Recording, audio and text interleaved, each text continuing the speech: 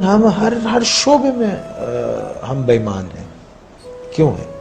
تعلیم کا شعبہ، اس میں سفارش اور سیاست ہے، سیاست کے اندر سیاست ہے، اور رشوت ہم لیتے ہیں، بے ایمانی ہم کرتے ہیں، جھوٹ ہم بولتے ہیں، دوسروں کو تکلیف ہم دیتے ہیں، دوسروں کے مالوں پہ قبضہ کر لیتے ہیں، یتیموں کا مال کھا جاتے ہیں، غریبوں کو تکلیف دیتے ہیں، مسکین مسافر محتاجوں کو ان کا حق نہیں دیتے، کسی کی مدد نہیں کرتے، اپنے لیے سب جمع کر کے رکھتے ہیں، اپنے سے آگے نہیں سوچتے.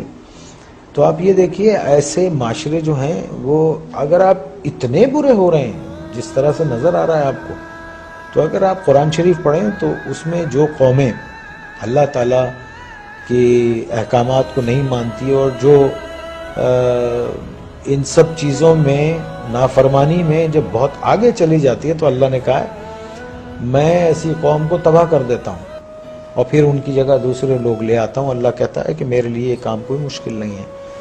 تو جو لکھ پتی ہے وہ کروڑ پتی ہونا چاہتا ہے، جو کروڑ پتی ہے وہ اربوں پتی ہونا چاہتا ہے، جو اربوں پتی ہے وہ اس سے زیادہ پیسے والا ہونا. ایک آدمی جس کی تنخواہ 12,000 روپے مہینہ ہے، اس کے گھر کے اخراجات 80,000 روپے کے ہیں. یہ کون سی سائنس ہے آپ مجھے بتائیے کہ وہ اس کو پورا کرتی ہوگی؟ اور یہاں 60% لوگ ایسے ہیں جن کی تنخواہیں اتنی ہیں، لمیٹڈ ہیں، اور ان کے اخراجات جو ہیں. تو پھر کیا کرتے ہیں آپ؟ شارٹ کٹس مارتے ہیں، شارٹ کٹس مارتے ہیں. اور ایک بات یاد رکھیے، دیکھیے اگر آپ نے اپنی اولاد کو حرام کھلایا نا، حرام، بے ایمانی، چوری چکاری، ان سب چیزوں سے لوٹ کے یہ سب چیزوں سے کھلایا، تو وہ آپ کے پاس وہ سارا ویسے ہی نکل جائے گا. آپ دیکھیے کبھی جمع کر کے نہیں رکھ سکتا. اگر اس کے پاس رہے گا، جمع بھی ہوتا ہے، تو ایک ڈیزاسٹر ہوگا اور سب ختم ہو جائے گا. تو ہم کو ٹھیک ہونا چاہیے. ہم انسان ہیں، جانور نہیں ہیں. ہم کو صحیح ہونا چاہیے. ہم کو اس لیے دنیا میں نہیں بھیجا ہے کہ ہم دوسرے کے حقوق ماریں، چھین لیں لوگوں کو. 1200 روپے 800 روپے کے ایک موبائل کے لیے ایک جان لے لیتے ہیں ہم.